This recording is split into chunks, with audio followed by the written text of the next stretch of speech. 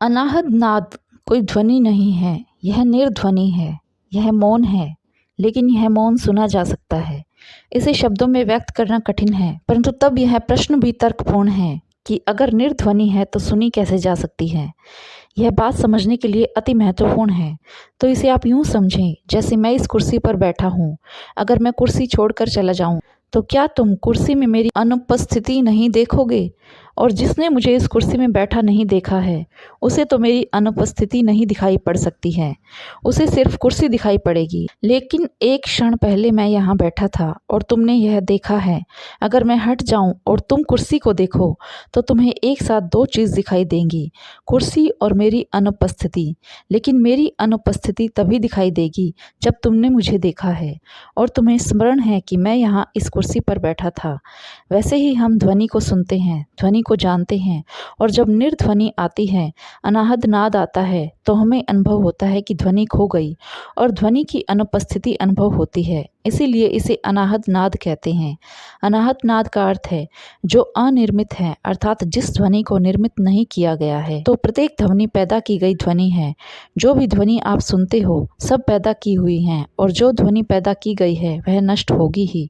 मैं हाथ से ताली बजाता हूँ तो ध्वनि पैदा होती है। एक क्षण पहले वह पैदा हुई और अब नहीं है, वह पैदा हुई और मर गई। निर्मित की गई ध्वनि को आहद नाद कहते हैं और अनिर्मित ध्वनि को अनाहद नाद कहते हैं। जो सदा है, सदा रहने वाला है, नाद वह कौन सा है?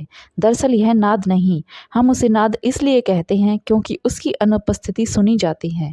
इसे आप यूं समझें कि अगर आप रेलवे स्टेशन के पास रहते हो तो आपको रेलगाड़ियों की आवाज़ की आदत सी हो जाएगी, और किसी दिन वहाँ कुछ मजदूर अगर हड़ताल कर दें तो तुम्हें कुछ ऐसा सुनाई देगा जो किसी दूसरी जगह पर रहने वाले को नहीं सुनाई देगा। तुम्हें आती जाती रेलगाड़ियों की अनुपस्थिति सुनाई देगी। हम ध्वनियों के आदी हैं, प्रत्येक क्षण ध्वनि से भरा है। हमारा मन निरंतर ध्वनियों से लबालब है।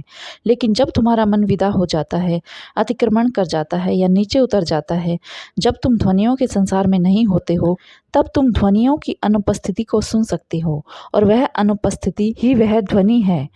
और जिन भक्तों ने, ज्ञानियों ने इसे गहरी खामोशी में, सन्नाटे में, इस मन के पार जाकर इस ध्वनि को सुना है, वे इसे हृदय का संगीत भी कहते हैं। हृदय की वीणा पर जो बजता है, प्राणों की गुहा में जो गूंजता है, अंतरतम में जो जगता है, उस संगीत को ही संतों ने अनाहद नाद कहा है। लेकिन जो संगीत वीणा की तार छेड़कर पैदा होता है वह अनाहद नाद नहीं है, वह तो आहद नाद है। क्योंकि उस संगीत को तो तार छेड़कर पैदा करना पड़ता है, चोट करनी पड़ती है, इसीलिए वह अनाहद नहीं, आहद नाद है। लेकिन संतों ने समाधि में एक ऐसा नाद सुना जिसका ना कुछ प्रारंभ है ना कोई अंत है। उन्होंने समाधि में एक ऐसा नाद सुना जिसे कहते हैं एक हाथ की बजाई गई ताली। परंतु बाहर तो ध्वनि पैदा करने के लिए दो चाहिए ही, तभी ताली बजेगी, मगर भीतर एक अपूर्व घटना घटती है, वहाँ कोई दो नहीं है, फिर भी नाद पैदा होता है। उसी को इस देश में हमने ओमकार कहा है। इसी का प्रतीक है ओम। यह ओम महत्वपूर्ण प्रतीक है उस अंतर ध्वनि का जो बज ही रही है, जो तुम्हें बजानी नहीं है। तुम बस अपने भीतर जाओ और सुनो। तुम थोड़ा ठहरो, तुम थोड़े शांत हो जाओ, तुम्हारे मस्तिष्क में चलता कोलाहल थोड़ा रुक जाए, और अचानक चकित होकर पाया जाता है कि यह स्वर तो सदा से ही गूंज रहा था, जो कभी शुरू नहीं हुआ। यह संगीत तो बस चल ही रहा है और चलता ही रहता है। सिर्फ हमारा यह मन इतना व्यस्त था कि भीतर की न सुन पाया। यह स्वर बारीक है, सूक्ष्म है, यह स्वर ही तुम्हारी आत्मा है, यह संगीत ही तुम हो। जो बज रहा है यह अनाहद है। तो आइए हम सभी मन को स्थिर करने की साधना का प्रयास करें, ताकि यह संगीत हमारे जीवन से भी उठने लगे, हमारा हृदय भी इस संगीत को अनुभव कर सके।